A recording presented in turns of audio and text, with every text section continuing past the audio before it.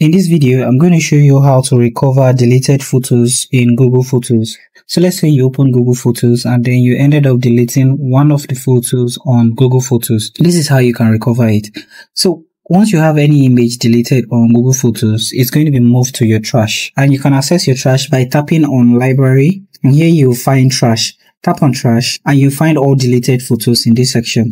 But keep in mind that items will be deleted permanently. This also applies to backed up photos and videos on Google Photos. So for example, if you go to your photos.google.com where you can see all your backed up files, you will also see that the same information that you find on your Photos app is what you're going to find on photos.google.com on your browser. If you tap on the three horizontal line at the top left corner of your screen, here you're going to see Trash.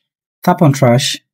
And you still find the same items that are backed up and has been deleted in your trash. To recover a video or a photo, all you need to do is tap on the image or video and you see the recover icon.